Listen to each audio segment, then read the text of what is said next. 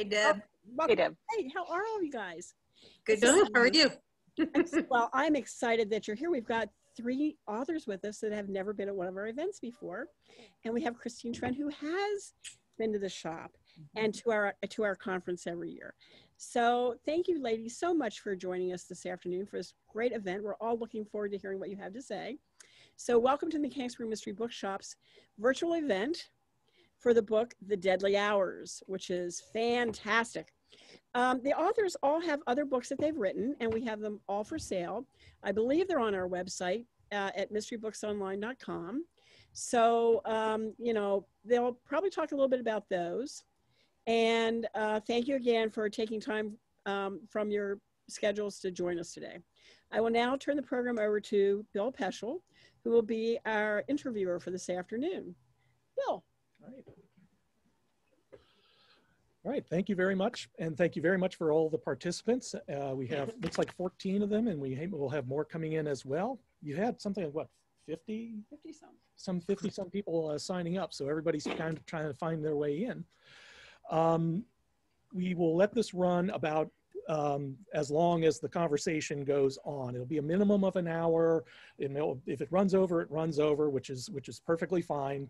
We don't have to worry about commercials, and we don't have to worry about throwing it over to the Johnny Carson show.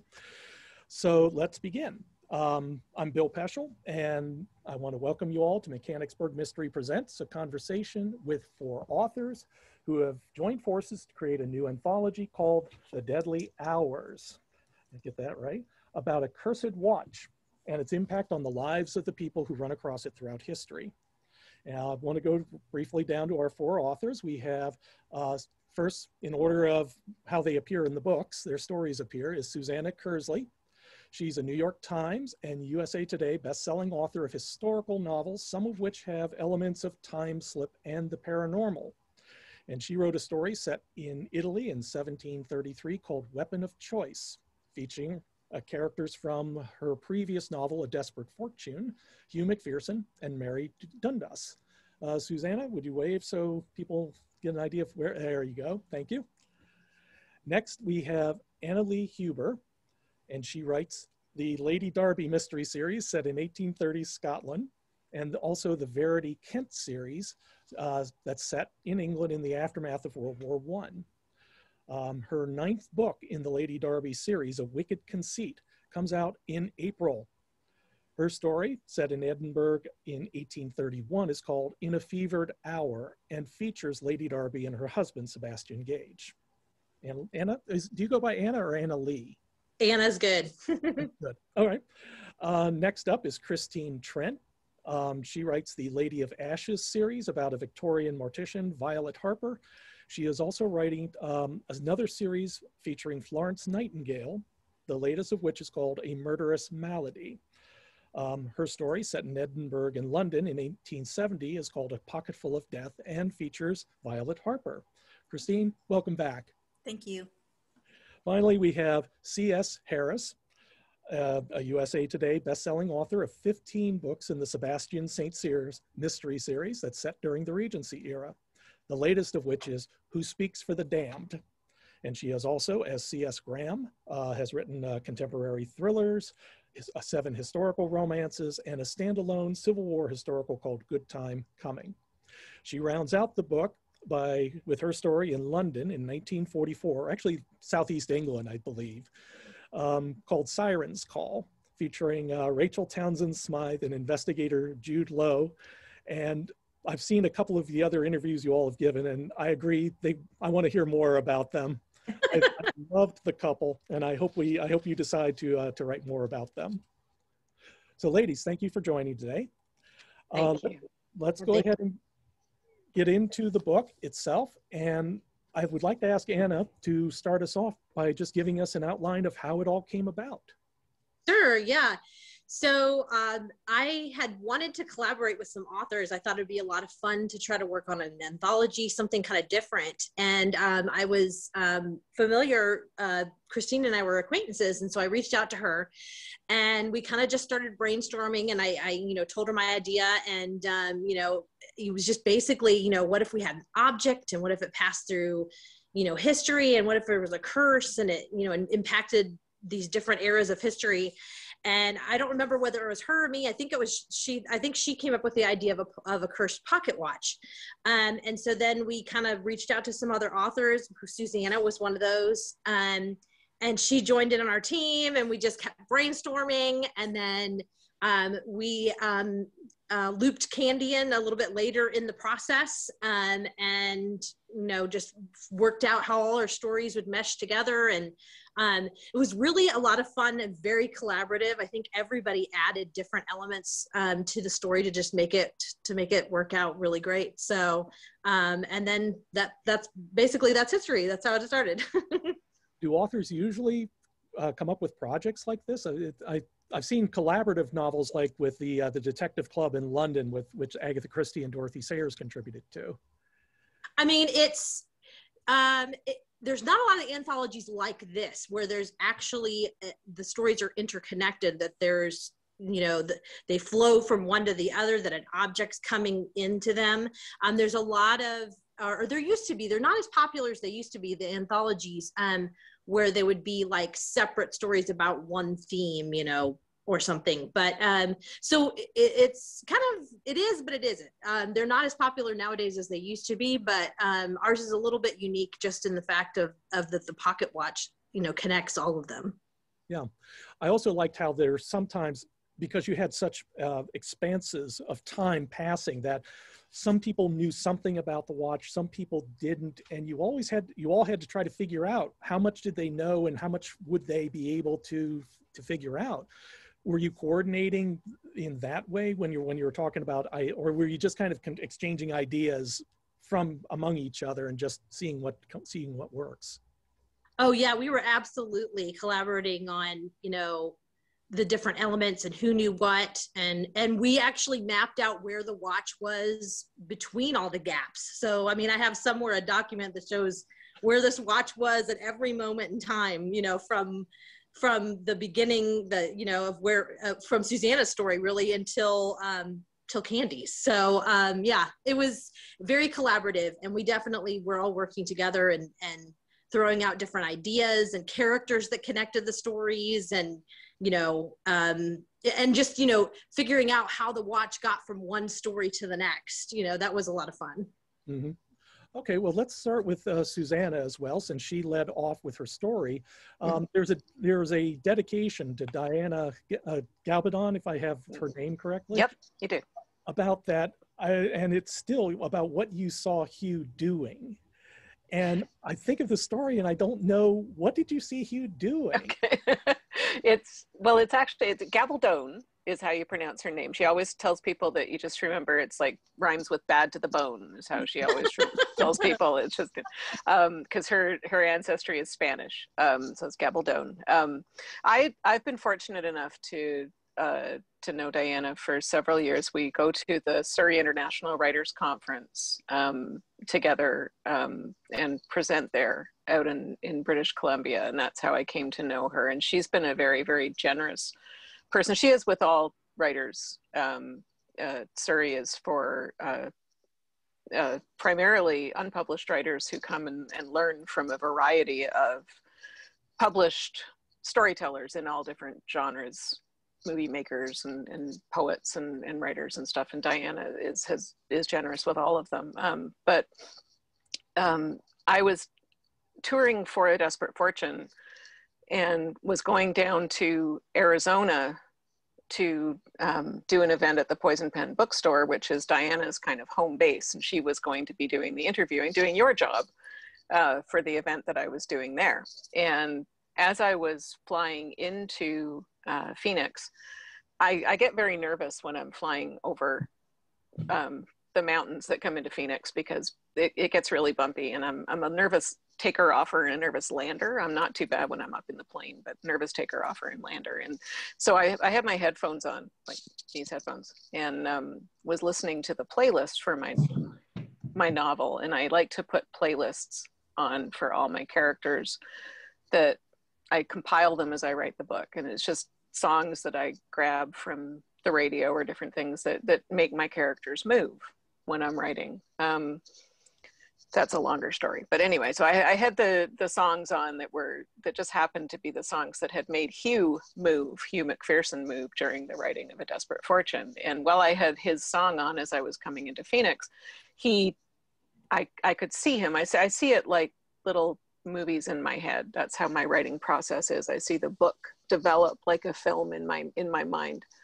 And I saw him in the ship, without giving anything away of the story. I saw him in the ship with Mary, and he just kind of turned around, he pulled the blankets up over her and tucked her in, and then he turned around and very kind of, tenderly looked at her and walked out of the cabin. I thought, well, that was a nice little scene. I wish you'd done that when I was writing the book, because that would have been a nice thing to include in the book.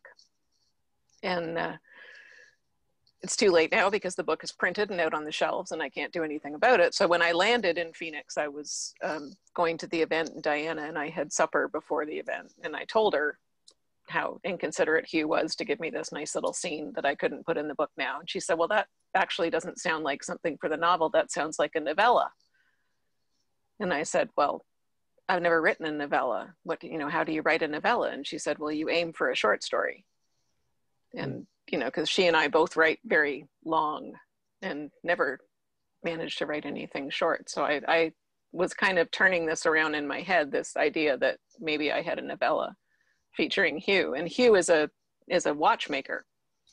That was his trade. So this was turning around in my head. And just as that was turning around in my head, Anna gets in touch and says, hey, so Christine and I are thinking of doing this anthology that has to do with a cursed pocket watch. Have you ever thought of writing a novella? And I was kind of like, I actually have this idea for a novella that just might fit in with that. And it all came together at that same time. But I would never, ever have even thought of attempting a novella if it had not been for Diana saying that at that moment. I would have just let the idea go and thought that Hugh was just being a jerk and giving me this scene that I couldn't use. So it just became natural that I would have to dedicate the book to her, because she has constantly been like that with me, just been very encouraging. And in the middle of the novella writing, which took a very long time for me, she was still encouraging me, saying, yes, you can do this, you can definitely do this. So one of the things that impressed me about the story is that it delves into the relationship between Hugh and I'm sorry, I'm blanking on her. Mary. Hugh and Mary. Yeah. Hugh being essentially, he's a man of action. I mean, he was an apprentice in the watchmaker trade, but he was a hard man who had lived a hard life. Mm-hmm. And he's having to deal with Mary's desire to be a helpmeet and to follow her curiosity. And part of the story that was really affecting was watching that evolve over the course of the novella. Was that something that you were wanting to delve in, or did it just kind of come out naturally in the process? Oh, thank you. I'm glad it came out. Yeah, Hugh is actually, he's an assassin is what his job is. And yeah, the characters just kind of do their own thing for me. And it's always a journey to go with them and then to to see where they're taking you. Mm-hmm. And then to kind of find out about 2/3 of the way through what it is they're trying to tell you, what the theme of the story is. And that's usually when I get the title for the story. That's usually when I figure out what the point of the story is. And I thought it would be a lot faster with a novella. But it turned out to take about the same time for me to write the novella as it took to write the book. And I was just really fortunate to have these 3 women around me who were very patient and waiting for me to complete my part of the anthology, because they finished theirs a lot faster than I did mine. Yeah, I think even you mentioned previously, even Candace finished ahead, and she was brought in late in the project. Yeah. We had a Dropbox, and we would put our stuff into the Dropbox, and as we finished it, and everybody else's was in there a long time before mine. But it's a very supportive environment. Everybody was really supportive. Mm-hmm. And that was wonderful. I'm sure we'll get to that later. But. Oh yeah. Anna, I would like to know a little bit when you wrote In a Fevered Hour, set in Scotland, and it takes place during a spotted typhus event. And there's questions as to whether or not, you know, the influence of the watch on the illnesses going on. Was that those kinds of diseases common in Edinburgh at the time? Oh yeah, there's incidences, you know, all through its history. And this one was, it was just interesting when I knew when I wanted to set my story for the anthology, and I just kind of went in and started looking at history, and and somebody had come up with the idea of illness somehow affecting, you know, whether the watch was affecting this illness. And I thought, well, that's perfect, since my Lady Darby, you know, her late husband was an anatomist, so she's got medical training and all these things that work into the series. And so I thought, well, that's kind of a perfect for me. So I started looking into the history, the more specific history, and I just happened to stumble across this article that was talking about, and it was only like one little obscure thing in a medical journal. And it was talking about how there had been an outbreak of the spotted typhus, and that it had baffled the doctors for a while, because it was acting like the typhus of old, like 100 years ago, versus what the more modern strain that they had been seeing. And so it was the older doctors that were like, no, we used to see this, you know. So it was just kind of a little interesting side note, and it just kind of worked perfectly for what I wanted to do with the story. So so it definitely really happened. And yes, they had definitely had illnesses that came out, and I'm experiencing that now, because where I'm at, they're back in Edinburgh, and the cholera epidemic's happening and all that stuff. So yeah. Mm-hmm. Yeah. So has anything developed out of the story that you wrote that is going to surface in a future book? Yes, the most recent Lady Darby that comes out in April. So the books between the novella in the timeline, the Deadly Hours novella, they've been away from Edinburgh. And in book 9, they're coming back. And so for the first time, they're encountering Bonnie Brock again, who plays a big part in this book. He's he's the head of a criminal gang there in Edinburgh, and he's charming and a rogue, and he's a favorite among readers, I think, because he's pretty irreverent and, you know, kind of fun to watch, to write. And so there's definitely a lot of things from the Deadly Hours that come into play in the newest book, because of the things that have happened, and so that affects the relationships as they're coming back. And so yeah. Yeah. Well, it's certainly, I'm certainly looking forward to it, because like I said, I very much enjoyed Bonnie Brock as well, particularly seeing him act in an uncharacteristic way, at least in this, from what I get the impression of from the previous conversations that they were having. Christine, your story revolves around Violet Harper, your mortician character. And I remember I read one of the books I bought from you at the last event in Mechanicsburg a couple of years back. And I particularly enjoyed, as she was preparing the body and going through the process, basically talking to the corpse as if it was still alive. It was one of those scenes that I find still memorable years later. But what also impressed me, at least in terms of the novella, about the relationship between the mortician and the family, it seems like it's a much closer, almost a familial part of the relationship. Am I reading this right from the Victorian era? So, as I'm sure many people on this call know, you know, the Victorian era was one of great social structure and lines and things like that. And an undertaker occupied sort of an odd place in society. So this was not a person who was just a traditional tradesperson who should go to the back door, or, you know what I mean, to deliver goods and things. This was somebody who was involved in an intimate sort of an intimate thing that was happening with a family, yet they weren't really society folks to be coming to the front door. And so it's just an odd place for that person occupies in society. I chose to have Violet be someone who insists that she gets to go to the front door, that she becomes part of the family for a few days in managing them through their grief and things like that. And so by gum, it's okay if people see her, you know, twisting the front doorbell, that's okay. But yes, it was sort of an odd thing for an undertaker, and also odd for an undertaker because families, Okay, let me say, undertakers in that era usually had no problem collecting their fee from poor families. It was rich families who never paid their bills. And so those folks did not like seeing the undertaker coming to the door. And frequently the reason why they didn't pay their bills is you had two things. Number one, the kind of funeral, all right, so here today, you can have whatever kind of funeral you want based on whatever you're willing to spend for your loved one, right? You can just do whatever you want. But in Victorian society, you had a funeral that was according to your station, regardless of what you could afford. You wouldn't do something that was unseemly.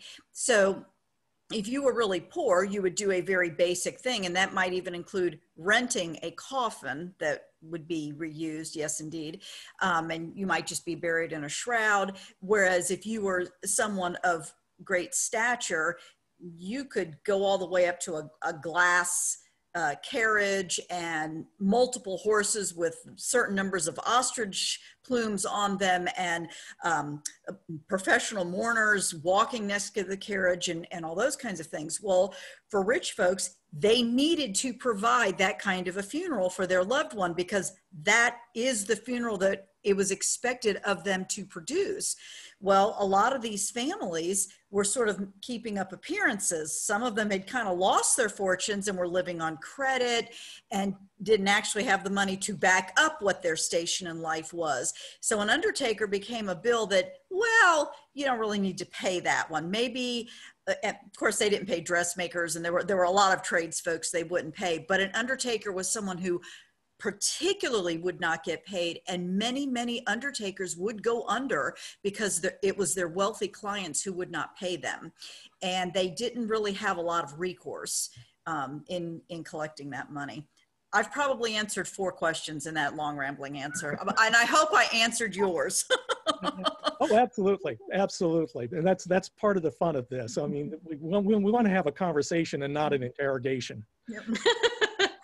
Your story starts out because with Violet Harper moving the remains of Lord Ashenhurst's family. Was that so that they were all like in their own particular plot? He had just risen into the nobility, and he had the money, so he wanted to gather the remains of the family. Was that a common thing at the time, to be moving your dead relatives around? It happened. I wouldn't necessarily say it was common, because in the Victorian era, you began having the dawn of what we call garden cemeteries. In other words, cemeteries not attached to a churchyard. So old families who had been known to be attached to a particular church for decades, once that churchyard was full, those families weren't necessarily going to move their buried loved ones out of that church because they were attached to those churches. But you were having the rise of these garden cemeteries where the government or private corporations were coming through and, you know, taking thousands of acres and doing purpose-built cemeteries. So it wasn't necessarily an unheard of thing to try to bring a family together into one location. But it was a difficult, costly thing to do, but it really worked for my purposes. To have my character who lives in London, I needed to get her to Edinburgh to get that watch. She had to get that watch from Anna's character. And so I thought that worked in a realistic way, to have her unearthing a coffin to move a body. It was actually kind of a pleasure to see the implications of those move, because Violet was kind of, you know, this was a job, she had to do it, and other people seemed to be, they ranged from indifferent to offended by this as well. So I love seeing those little details of class and structure and I guess ego come into play in a story like that. It adds for a much more vivid experience. Thank you. In general, any of you want to comment on the differences between writing and plotting a novella as opposed to a novel? Did you find it easier, harder? You know, anything like that? Say, Susanna, if you want to lead off, we go back to you. No, were you going to ask Candy about her story? Oh, you're absolutely right. I am sorry. I already checked it off, and I thought, sorry. I am very slow today. And then we'll come back and do that one. That's all right. Absolutely. Candace, you are the only one that didn't get a chance to kind of write in your own era. You're writing in the World War II era. Was it difficult to switch over? Did you feel you had to kind of do more research to run up to it? I mean, it was my own decision when, you know, when they first came to me to see if I wanted to participate. They said I could do the Sebastian period, but there were already two other 19th century ones, and the book really needed an ending because without naming names, there was another author who was supposed to do a final one. I think hers was going to be set in World War I. So I said, no, I'll do it. I'll do something different and finish the story off, which is why I picked the World War II.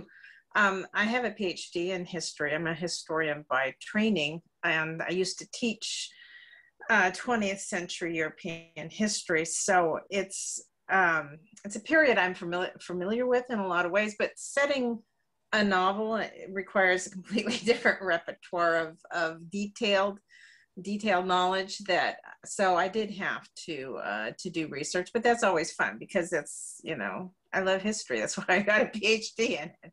So that's the fun part for me is doing the research. Mm-hmm. Have you written novellas before? No, this was the first one. I had always wanted to write one just to try it. So that's why when they came in to me and said, would you like to do this? I was like, yeah, this sounds like, and I liked the whole idea of the watch. That sounded, you know, going through time through the stories. That was fun. It was, for me, to answer the question, it was, I'm a plotter. I plot my books out. I do little 3x5 index cards, and I make one for each scene, and then I lay them out on the dining room table and move them around till I feel like I have a good story arc. For me, it was hard though to reduce an idea down to 100 pages. In fact, when I first started writing the book, I got about 30, the novella, I guess I should say, I got about 30 pages into it, and I thought, this is awful. And I realized that the problem was I was so conscious of my word count that I was skimping on character development. So I was focusing on plot and word count, but I wasn't developing my characters. And especially since these were new characters for me, I actually stopped and went back and started over again. And I thought, you know, the important thing is to make these people real, believable, and likable and intriguing characters. And if I have to drop some of the plot out, I can just, you know, simplify things. And so when I went back and started fleshing out the characters, for me, that was the hard part, was to let go of the obsession with length and just create a sense of time and place and character so that the novella didn't suffer from the fact. It's a deep reading experience. It doesn't suffer from the fact that it's just shorter. The plot is shorter. Mm-hmm. Yeah.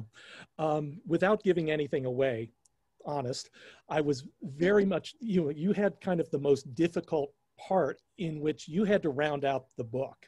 Your ending is the one everybody is going to come away with. And to read it, it's one of those cases where I read the ending, loved the ending, and thought that was the most natural way you could finish it. And did you have an idea of that, or was it just sort of serendipitous, or what? Without giving it away, obviously. Well, it was one of the reasons I chose World War II. Mm. It just seemed fitting for it. So yeah, I usually have when I start plotting a book, I have the ending in mind. Susanna, I would slit my wrist if I wrote my books the way Susanna does. Susanna just sits down and starts writing. But I'm a control freak, and I need to know where I'm going before I start going there. So yeah, I knew what I was doing. Okay.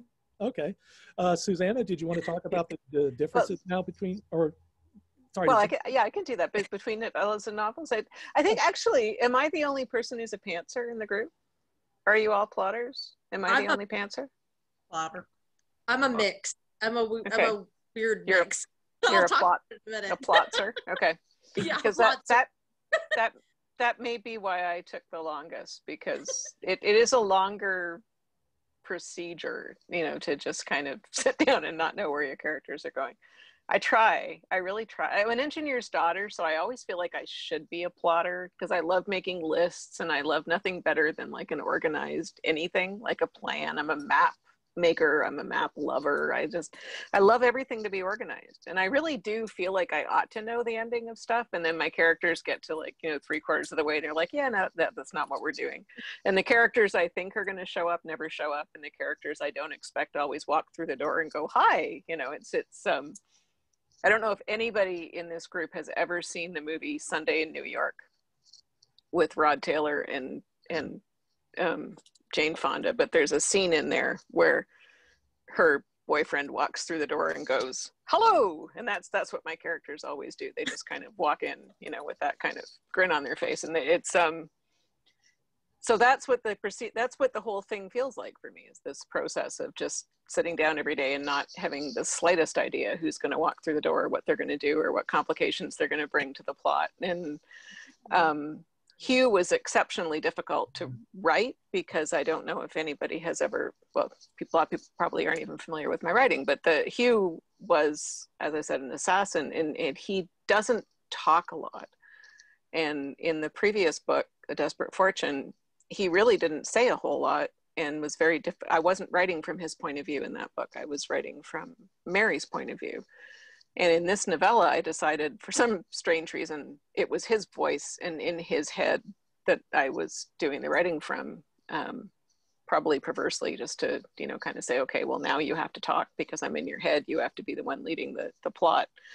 And it was a really interesting experience to be inside his viewpoint because, it cut down a lot of the description. I'm usually a really descriptive writer, but because it was Hugh, you walk into a room and he doesn't really care what the curtains look like or what the floor looks like or anything. It's just like, there's a table, there's a chair, there's a corner. It's just like, I'm out, you know.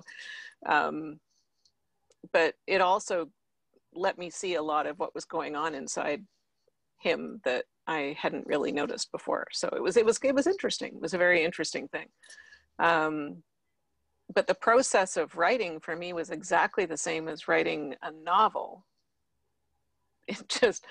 I thought it would be a lot shorter to write it. I thought a novella would be a nice little palate cleanser. I honestly did. I thought it would be a lovely little palate cleanser between novels. It would be completely different. It'd be like writing a little short story, and I would just do it between two novels and go on. And it turned out to be as complex and as difficult, and probably more so because I had set my heart on it being so short and so easy, and it wasn't, and it was frustrating. And I saw everybody else finishing theirs, and I felt so responsible, and everybody else was finished theirs, and I was like, I'm sorry, I'm so sorry, I'm sorry, you know. And like I said, everybody else was just wonderful, and I never know how long something's going to take, and I get stuck in the middle of it, and then I just have to keep going until it's finished. Yeah. And it took 3 years to finish, 2.5 years, I think, to finish this novella, which is my average. It's sort of my longer than average novel pace, and everybody was extremely patient. And I told them all if I ever try to write another novella, except with them, I would probably attempt it because they were so wonderful.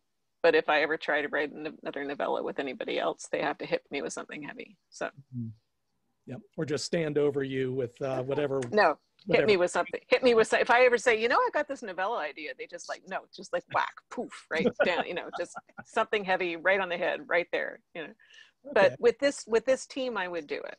I would just have to. It would just be with the understanding they'd have to give me like a really long head start. And they would have to be writing something else for the first 2 years and then catch up with me later. So. All right, well, let's move on to Anna. And if you want to engage with the question as well, have you written novellas? I'm the only one, I believe, who had written a novella before this. I'd just written one. So, you know, I, like, as I said, I'm kind of a mix. I have a plot, but it's really vague. I have all the main points. I know who the suspects are, and, you know, throw in some different things, but I've learned that, like, I don't plot the ending because, like Susanna, like, I need that creativity. Like I need to let my characters do what they need to do. And they're always, people are popping up I didn't expect, or they're doing things I wasn't planning. And it always ends up way better. I used to choose, because I usually write murder mysteries, I used to choose who the murderer was, like from the beginning, but so many times in a row, I would get to the end and somebody else would pop up and say they did it. So I was just like, you know, why am I fighting the natural way my mind works? And so now I just set it up that it could be several people. And then once I finish the first draft, I go back and fix stuff to make it all work. So it was interesting writing this. When I wrote the other novella that I've written, it was, I didn't plot a whole lot. I was pretty loose about it. But in this one, because we had worked together and collaborated, I really had to plot, like, and know exactly where I was going. And I actually struggled because I think a little bit because of that. Like Candy was talking about, it was, I was so conscious of the word count and like trying to make sure I didn't go over, and I knew where each scene was going. It was really stilted. So it took a lot more editing than some of my other books do, because it felt stilted. It wasn't as natural. It wasn't as flowing. So that was definitely a hiccup for me. But I mean, overall, it was good. I mean, that's normal writing process for some people. So, yeah, so I'm a mixture, and it was, you know, it was fun. It was just fun overall. So, yeah. Christine, did you want to try answering the question from your perspective? Sure. So prior to this project, I had done a couple of short stories, like 5,000 words or less, just as a toe in the water on that. But this really was my very first novella length book. And for those who were on the call before we actually started the call, you heard our long-ranging conversation about computers. Well, like Candy, I have to plot everything out to the nth degree. And I use a software program called Scrivener, which is sort of the virtual computerized version of what Candy does in terms of laying out all those 3x5 cards. Not that I'm doing a plug to you or anything, Candy, but it provides, instead of writing them on Post-its and putting them all over your table, it's all on your screen. But it really does help with plotting, because you know, you can write all these random scenes and then you can just literally drag and drop them around and develop your story that way. And I do not permit other characters to pop up and say they did it. Once I decided it was a librarian, it is a librarian that done it. But so I really do have to know where I'm going. And I've sort of worked out a system that when I sort of make note of roughly 70 scenes, I know I have a book. I know I have about 100,000 word novel. And now I don't remember how many scenes I did, well, you know, cut that by 4 to do a novella. So that's the other thing that doing scenes does for me, jotting them down, is I know when I have enough for it to actually be a book. So yeah, I am a major plotter. Sometimes I will sit down and try to pants, because in my mind, I know that must be the more creative way to write. And I should want to do it that way. And the words should just flow out of me. And I should just be sweating from all the creativity that's coming out of me. And I get stuck very rapidly that way. So. No, I think the thing is, and if anybody on the call, if anybody's a writer, there is no wrong way to write. Everybody has a natural way to do it. And that's the wonderful thing about writing, is there is no wrong way to do it. There is no superior way to do it. You may even find that for each project, you do it differently. Like, you know, you may be a natural pantser, but you may take on a project where you find it more natural to plot for that project. So you just, you know, like Christine can't pants and I can't plot, and you know, and we each, it doesn't mean that one person's book is better than the other, but it just means that's our natural way of doing it. And you know, like I'm a bit like Anna in that I used to try to figure out who the murderer was in a book, and then I I remember one time I had the murderer pegged, and then a dog came in, and the dog liked him, and I thought, well, he can't be the murderer because the dog likes him, and dogs always know, right? So I had to find somebody else. So, you know, it can be as silly as that, but in my case, it's my subconscious, and I always figure my subconscious is smarter than me. Exactly. And, you know, but it's just the way that my brain works, but it doesn't mean that somebody else's brain working a different way doesn't produce a terrific book. I've got a friend who plots her books out with Post-it notes of different colors to show herself how much space, you know, a character is taking up in the book. Each character has their own color Post-it note. So she needs to visually map out, you know, how much space that character is taking out. And everybody has their own thing. So just find your own way to do it. Don't listen to anybody. If anybody ever stands up in front of you and says, this is the way you write, and it's the only way you write, you can completely disregard anything they're saying to you, because there is no one way to do it. That does come down to what goes on inside your head. And Yeah. I can mention that because my wife and I both write fiction, and she started like 7 years ago when she read my stuff and realized she could do better. So one day she turned to me and she said, Bill, do your characters talk to you in your head? And I said, what do you mean? And she said, they talk to me. They have conversations. I listen to them. And I say, no, I have to sit down at the typewriter and work it out. And she writes her stories her way, and I write it mine. And Susanna, it sounds like they talk to you. Christine, you kind of seem to be, you make them do what you need to have them do. Is that right? Right. They don't talk to me. I command them. Yes. And Candy, what do you say? Where do you come in? If a book is working well for me, I don't know if I'd say they talk to me. I will hear them talking to each other, or I will listen to their thought processes when the book isn't going well.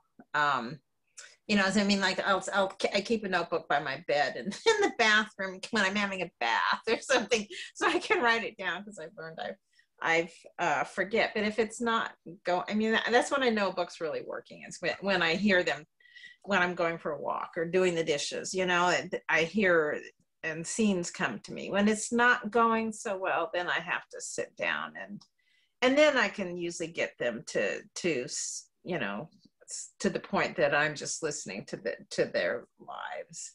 Mm-hmm. But so for me, it's a mixture. All right.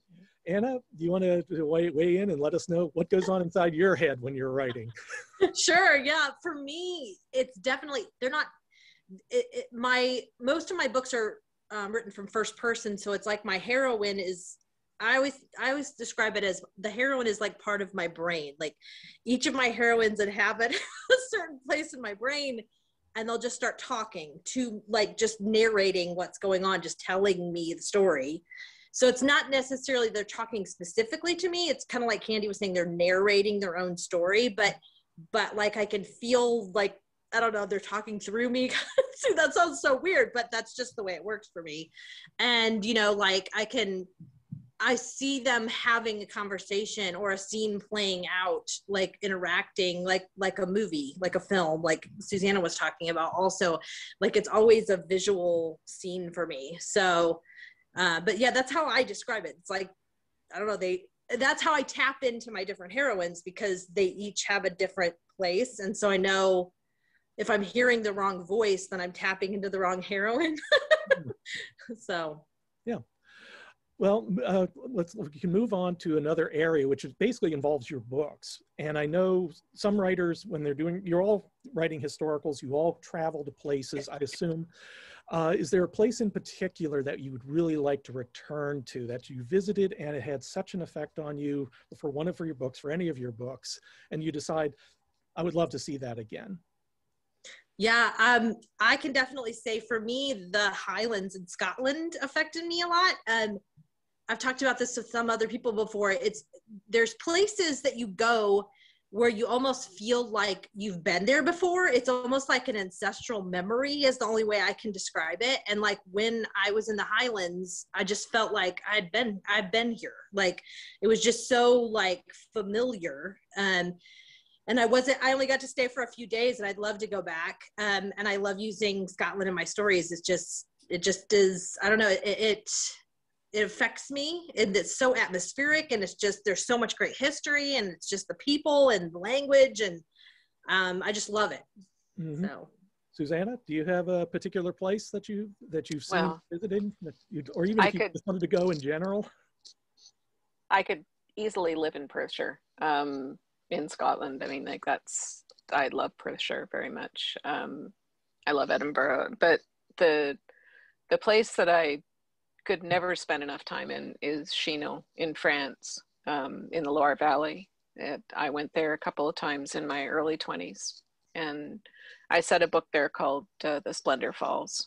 And it was the very first time my mother was reading a book by the writer Mary Stewart when she was pregnant with me. And we always joke that was sort of the beginning of the end for me. That was sort of where I got my desire to write.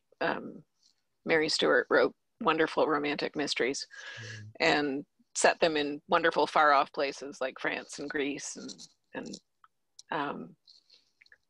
I came out probably not knowing the ending when I was born. That was probably what started it for me. But I always wanted to be a Mary Stewart heroine when I was young. And when I was first in Chinon, France, that was the first time in my life that I felt like a Mary Stewart heroine, because I was sitting by a fountain under the acacia trees with a glass of wine. And it just felt like someone was going to, walk past and give me the key to somebody else's car, and I was going to be off on this fabulous adventure. And I actually did have a, fabulous adventure in that. I just love that place. I love it. And the hotel I stayed in is still owned by the same family, who were wonderfully kind to me. And I would love to go back. I would give anything to go back. And I don't know why I haven't gone back. And it's one of those places that I should go back to and spend some time there. Yeah. Okay. Candy, is there a particular place that comes to mind for you? I've lived all over the world, and there's still so many places I'd like to go to, but maybe the one that haunts me is, we lived in Spain when I was a kid, and then when I was in my 20s, my parents bought a house in a village called Medinaceli, which is maybe 2 hours away from Madrid. It sits up on a hill, and it was the Duke of Medinaceli that financed Columbus. If you've heard it before, that's where you're remembering it from. But it's a really neat village. It has a Roman triumphal arch and a lot of Roman remains. There was a big, beautiful mosaic that was discovered in the middle of the plaza at one point. And then it's medieval. There's a castle, and there's all the Duke's palace and all these, it's all crumbling.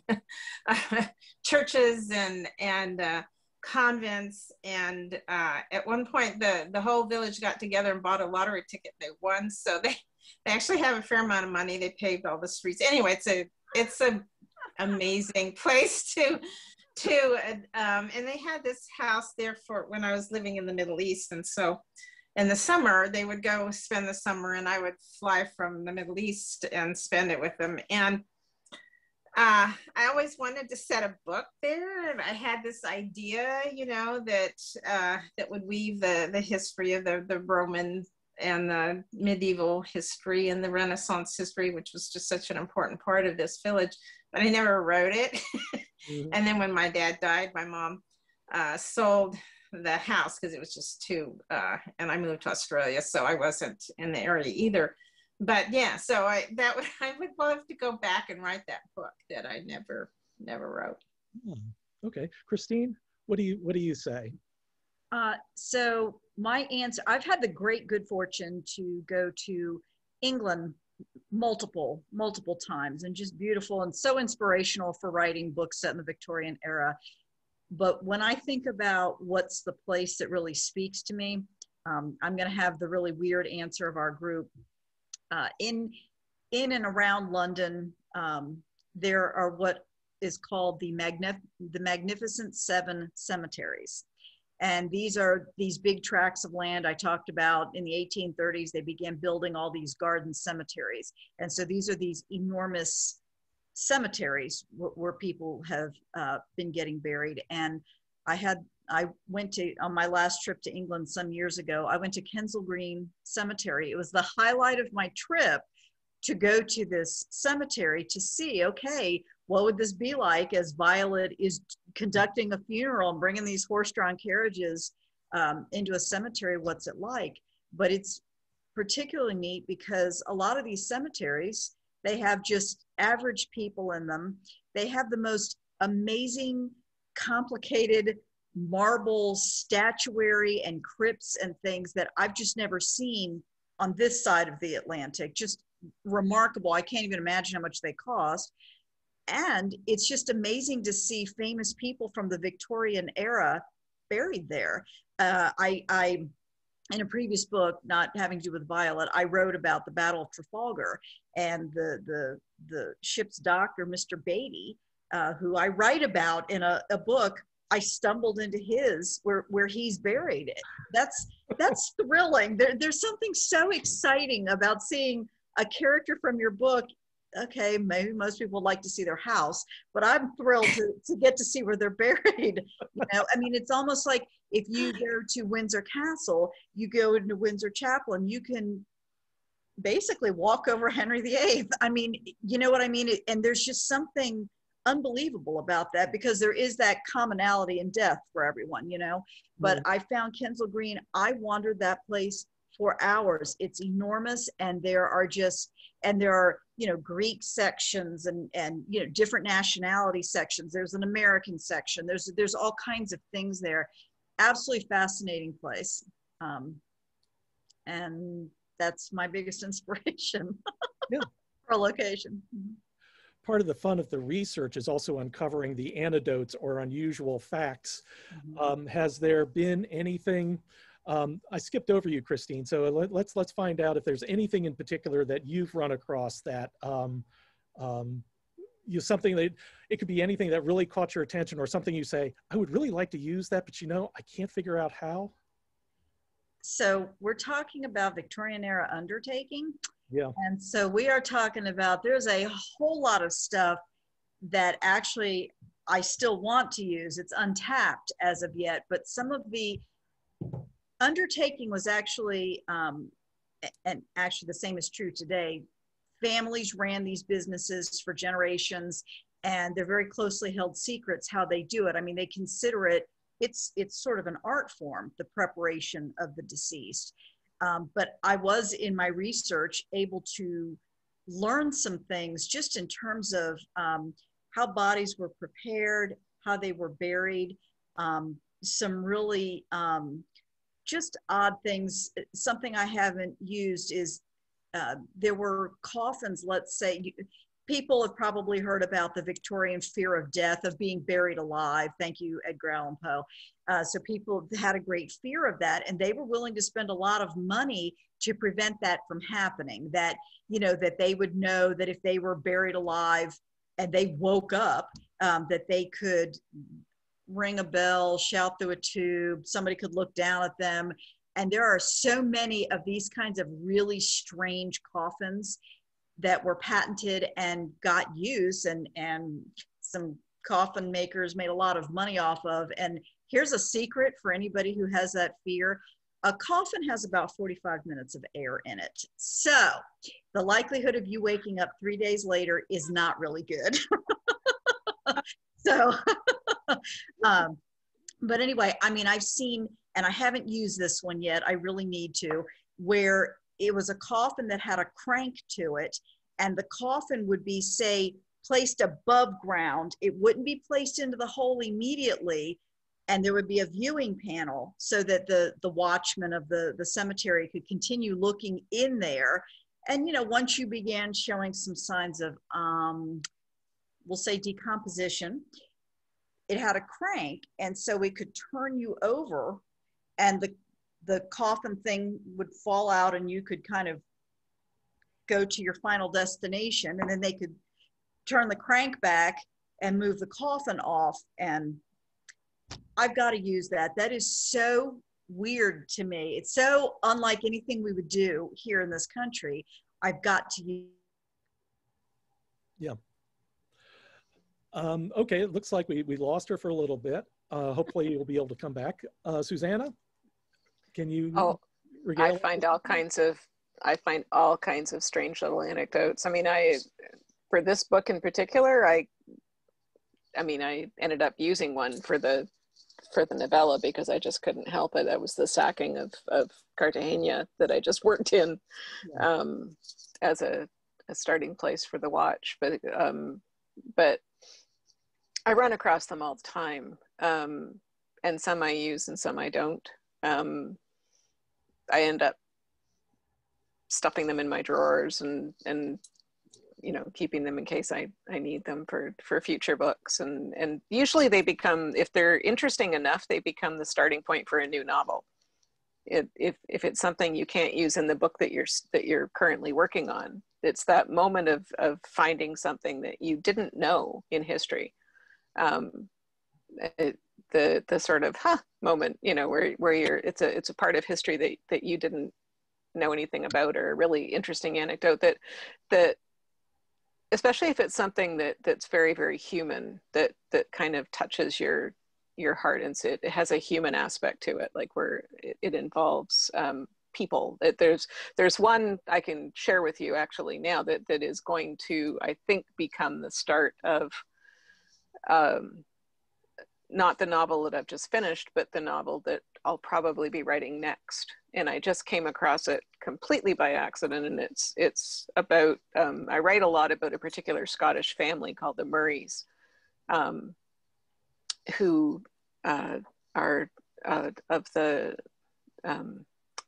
family, the Abercairny family, the estate of Abercairny. And one of them, Sir David Murray of Abercairny, who lived in the time of King James the Sixth and First. He was a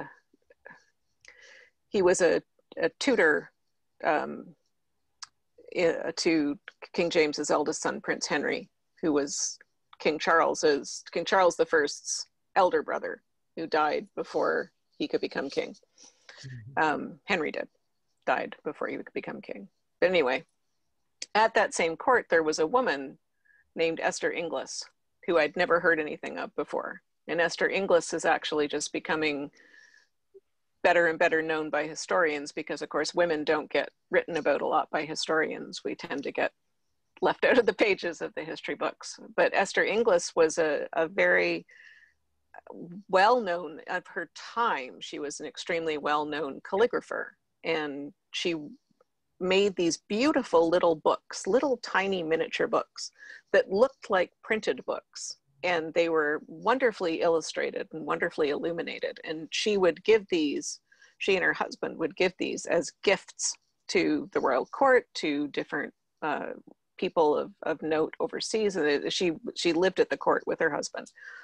And to have a book by Esther Inglis was a very great honor. So she actually made at least 5 of these little books for Sir David Murray of Abercairny. And some of the most beautiful ones she made were for Sir David Murray of Abercairny. And some of the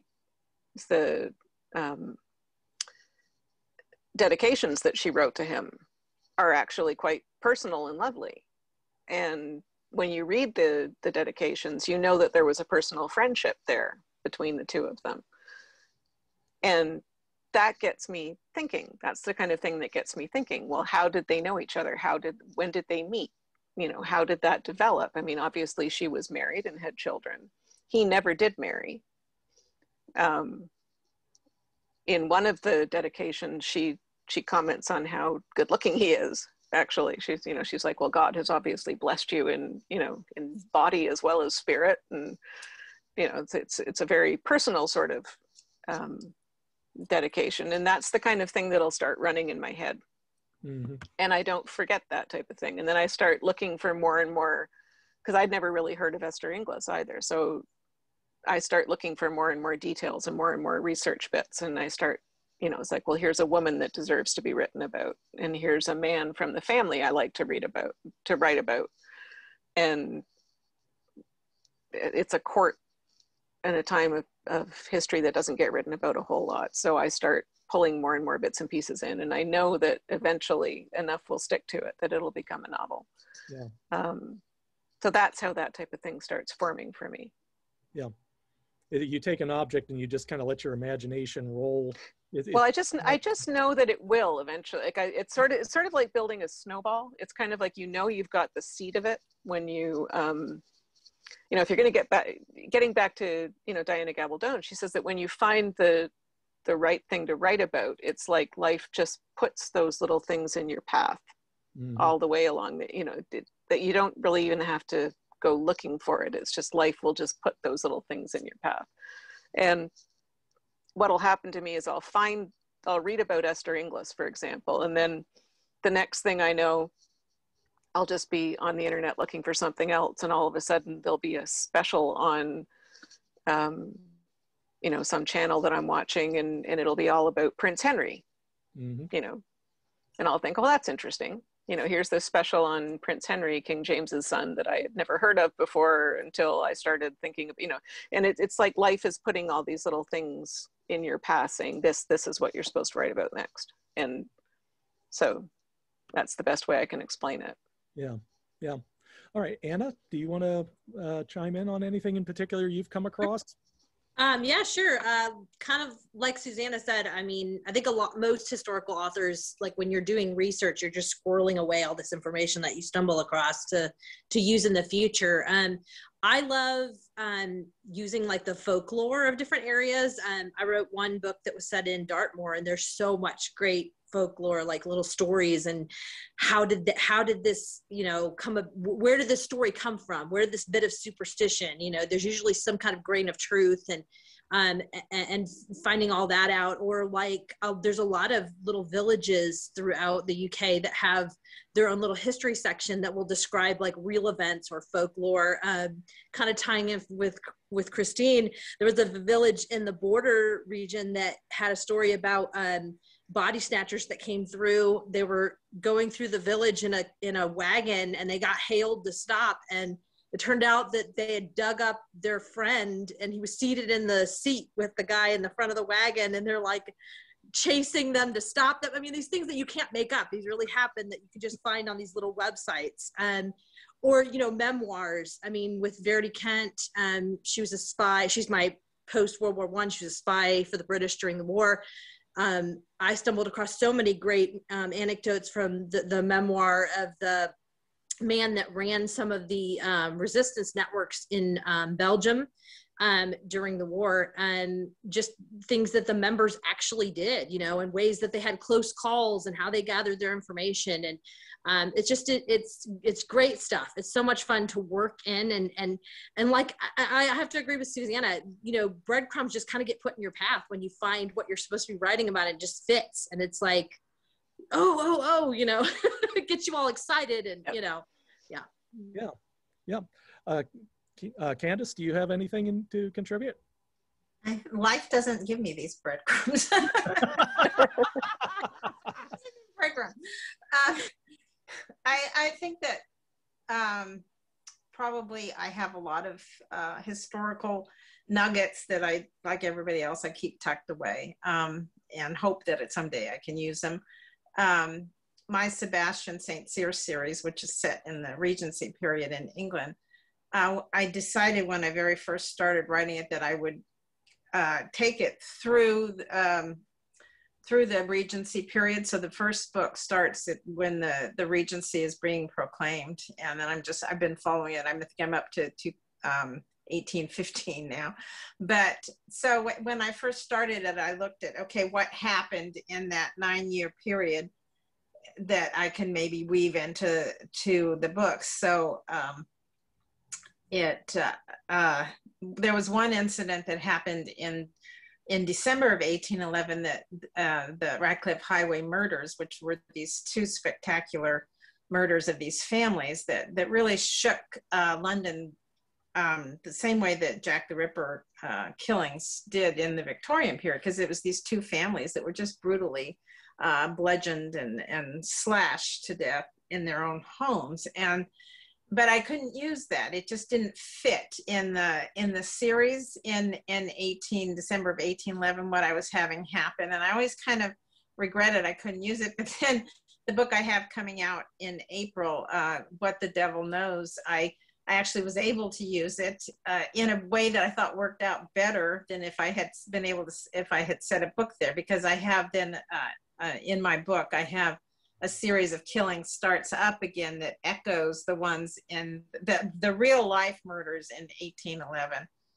And so the Sebastian, my hero, starts looking into, because the person who was held responsible for the 1811 murders was found hanged in prison, and the murder ceased. And so everyone thought he did it, but there was a lot of evidence, real evidence, that he was actually murdered in prison and that something else was going on. So I had a lot of fun weaving these very real murders from 1811 into this, the new book I have, which is set in 1814. The one I just finished, which is coming out next year, is set in 1815. But so that was an example of something that I knew from history I wasn't able to use, but I've been writing this series now for almost 20 years. And so I've kind of had that idea in the back, and I was finally able to make better use of it than what I would have if I had used it back at the beginning of the series. Yeah. And there's a connection between Candy's Sebastian St. Cyr mysteries and Jude in her novella for this book as well. That, you know, like, even though they're in different eras, there's still a connection. So people that like the Sebastian novels, you know. Yeah. Well, that actually gets into, I do want to interject, because I remember the Radcliffe Highway murders because I read P.D. James's book, The Mall and the Pear Tree. And that was just, it is an amazing, the one thing about murder cases is that they tend to freeze, when they're recounted, they freeze a moment in time. The evidence gathering freezes everything, and you actually get to see insights into what those people's lives were like before they were cruelly cut short. It's what I call inadvertent documentary. But talking about books and the connection, this is probably the most difficult question for you all to answer, because if you were approached by somebody and they wanted to read one of your books, and I know it's like choosing among your children which ones you would favor. So, but it could be just this is one where, you know, it has a personal meaning to me or something like that. Which book would you want them to start on? Susanna, you want to lead on? Oh gosh.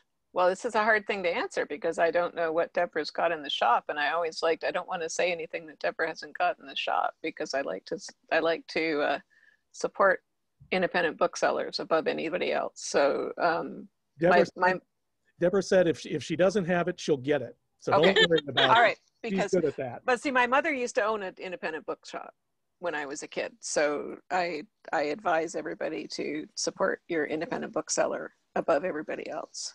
It's not an easy thing. It was very difficult for my mother because she had two daughters who would get into the book boxes before anybody else. And we would take everything home, and then she would make no profits whatsoever. So, you know, she had it harder than most people. But if you've never read me, the book that everybody calls my gateway drug book is The Winter Sea. So that is probably the book that, if you read that book, you will know whether you like my style of stuff or not. But you can also go onto my website, SusannaKearsley.com, and there's a books tab. And if you pull down the books tab, each book has a page, and you can read the first chapter of, sometimes the first two chapters. If the first chapter is a little sad, you can read the first two chapters of each book to see whether that's your thing or not, and then order it from Deborah, because she can order it for you. Mm-hmm. But Hugh and Mary first appear in a book called A Desperate Fortune, which is also a good book. I mean, like you say, it's choosing from your children, but the Winter Sea seems to be the one that has struck the deepest chord with the widest swath of readers for some reason. I don't know why, and I don't argue with my readers. So if you've never read me before, that would be the one that that I would suggest reading. It's about a writer who is working on a historical novel set in the northeast of Scotland, around just north of Aberdeen, and she takes a cottage for the winter and settles in. And as she's writing her story, she starts realizing that everything that she's writing down that she thinks she's invented, as she goes back and does her research, she discovers that everything she's writing down actually happened. And she comes to realize that that she may be holding ancestral memory from one of her own ancestors who was there and taking part in the events that she's writing about. But she can't access them until she starts writing. It's the writing process, which is bringing the events out. So she has to write the book to find out what happened. So you get 2 books in one. You get the modern day story of the writer and what's happening to her, and you get the book within the book that she's telling. So people seem to like that one. Yeah, very good. Very good. Thank you. Anna? You're welcome. I suppose for me, I would say it depends on what kind of time period really interests you and types of characters. I write 2 series, so I would recommend, I mean, you can jump in the middle of them, but I always recommend start at the beginning just so you get the whole emotional journey. So for Lady Darby, which is, it's 1830s, it's a lot of it's in Scotland, especially the early books. If you like art, if you like, you know, medical knowledge a little bit, that first book's called The Anatomist's Wife. But if you like spies and you like post-World War I, Downton Abbey kind of time period, my Verity Kent series, the first book of that is This Side of Murder. So.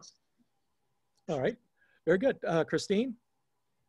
So for a place to start, I guess I would recommend that people go to Lady of Ashes, which is the first book of that series. And just for readers to know, I actually wrote that book as a standalone novel. I was fulfilling the 4th book of I think it was the 3rd or 4th book of a contract. And I wrote it as just a standalone novel. And my editor came back to me and said, we love it, but now we think we want Violet to have more adventures. And so that's how all of a sudden my Undertaker became a detective. And, you know, with no end of crime, because who sees more dead bodies than an Undertaker, I suppose. And so anyway, that would certainly be the entry point. But if I were to actually share with you what's been my favorite book that I've ever written that connected with me the most, that book would be A Royal Likeness. I was talking earlier about being at Kensal Green Cemetery and seeing Mr. Beatty's grave, the ship's doctor on the Battle of Trafalgar, on Victory. I couldn't think of the ship name, on Victory.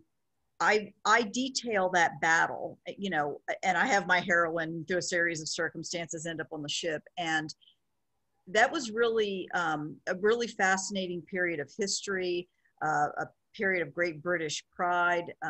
Lord Nelson was a very fascinating character. He is still today, you can tour things and you see him everywhere. He's still so beloved in that country. And anyway, that was my largest book. And my editor had said, do you think you could cut this down a little bit? Look at it and see if you can edit it a little bit. And I said, of course I can edit it. It's perfect as it is. So it's definitely my thickest book. And I don't know, there was something about writing that book and putting myself sort of in the middle of a battle, of a war, not something I would normally do. And it was some of my favorite writing. That book is not in paper print anymore. You can get it aftermarket, or it's of course available electronically, or maybe Deb has some connections and she can get it in paper. I don't know, she can work some amazing things, but that was my personal favorite book. But if you're gonna start, I would start with Lady of Ashes. All right, and Candace? Probably, I would say, start with the very first Sebastian St. Cyr book, What Angels Fear. It's a book, he gets into this whole murder solving business because in that book, he gets accused of murder and he ends up on the run, and he basically has to figure out who the real murderer is to clear himself. And it also sets I did plan this as a series. I have a good friend that, Laura Jo Rowland, who wrote the Sano series. And I asked if she had any advice, and she said, plan it as a series before you start. Because she wrote her book as a standalone and then had to stretch it out as a series. So when I started writing the Sebastian series, I decided I would have a personal story arc for him that would go through. And so the first book, sets him up solving mysteries, but it also introduces there are certain mysteries surrounding his own parentage, which the very first book sort of hints at, and then it progresses through the series as we find out more and more about his own personal life. But so that's the first one, but any of them can be read as a standalone. And the one that's coming out in April, What the Devil Knows, the one with the tie-in to the Radcliffe Highway murders, that is one of my favorites. I was really happy with the way it turned out. It just got a starred Box PW review, so they liked it at least. So yeah, that one. I think that's one of the few reviews that actually still has credibility in these days too, so congratulations. Well, I can also, one of Deb's minions had just come in and over my shoulder, and we do have a copy of a royal likeness here. So if awesome. I told you that Deb could do a miracle. Absolutely. I got handed a couple of others. I see by the King's Design by Christine, and what was it? Oh, the Queen's Dollmaker. My first book. Mm-hmm. Absolutely. Plus, let's see, A Study in Death by Anne Lee Huber. And we have some other ones as well. But of course, we have been here to talk about the Deadly Hours. So we're going to wrap this up. I was supposed to mention also that we do have a limited number of signed book plates that they'll give with each book purchased. This has to be first come, first served, because I don't know how many we have. So if you want to, call the bookstore, or when they place your order, they automatically get one unless they don't. Okay, you automatically get one if, unless you specifically say you don't, but you place your order by calling the bookstore, right? Yes. Or they can go on our website. Or you can go online, Mystery Books Online. MysteryBooksOnline.com. Yes, MysteryBooksOnline.com. So I want to thank you very much. Oh yes, that's what they look like right there. So be able to get one and stick it into your book. Actually, that does look. You better go ahead and get one, because if you don't, I'm going to buy one myself. Could be a collector's item one day. And it was tricky to sign all those, but I have to let you know, because I'm in Canada. We're in 4 different corners of the country, the continent. And, the book plates had to do these little traveling thing around to get everybody to sign them. And the pandemic too. And the pandemic, yeah. Yeah. So it was quite fun to get the book plates all signed. So but we were they are good for you all. Yeah. It was a lot of fun. It was it's always a lot of fun to do these events with each other too, because we don't get to see each other at all. Like we chat and keep in touch, but it is so nice to see faces. Mm-hmm. Absolutely. But thank you very much, all of you, Susanna Kearsley, Anna Lee Huber, Christine Trent, and Candace Harris. Thank you all for coming by. And thank you all, especially for the readers who are here watching us, because without you, we wouldn't be doing anything at all. So thank you very much. And I hope your favorite book is your next book. And thank you. Oh, thank you, Bill. Thank you. Bye, everyone. Bye. Thank you to all the readers for coming. And It's okay. Okay. Bye-bye. See y'all. We're going to go ahead and end it here. So I'm going to click off now.